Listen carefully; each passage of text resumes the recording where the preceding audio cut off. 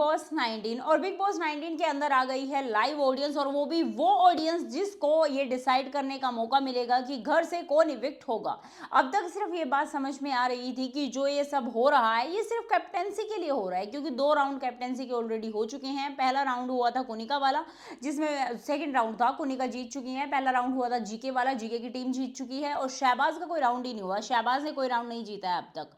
तो live audience को घर के अंदर बुलाया गया है, जिसके सामने आपको लाइव परफॉर्मेंस देनी होगी और वो आपको पॉइंट देंगे। यहाँ पर मैं बात करूं, जो 2 टीम जीती हुई हैं, जो हमारी कुनिका और जीके की, उन दोनों को मिल रहे हैं 15-15 मिनट। दोनों टीम्स को 15-15 मिनट मिलेंगे परफॉर्म करने के लिए। अगर मैं जीके की टीम की बात करूं तो जीके की टीम के अंदर परनीत हैं, बड़े आराम से 15 मिनट निकाल लेंगे, कोई प्रॉब्लम नहीं है, कॉमेडियन हैं, सब बहुत प्यार करते हैं उनको।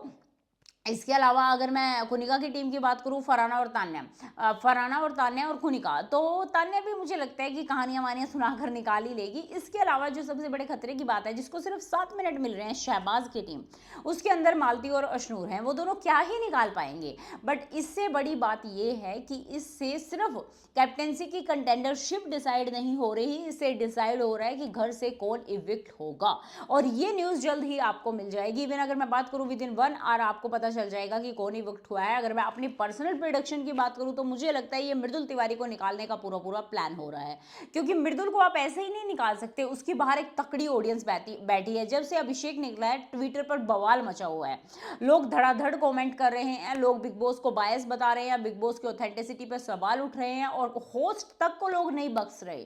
बट अगर आप मृदुल को निकाल देंगे तो तब क्या बवाल होगा। तो इसी वजह से मृदुल को इस गेम से निकालें और लोगों को ऐसे डिल्यूजन पैदा करें कि हमने सब कुछ बड़ा फेयर किया है।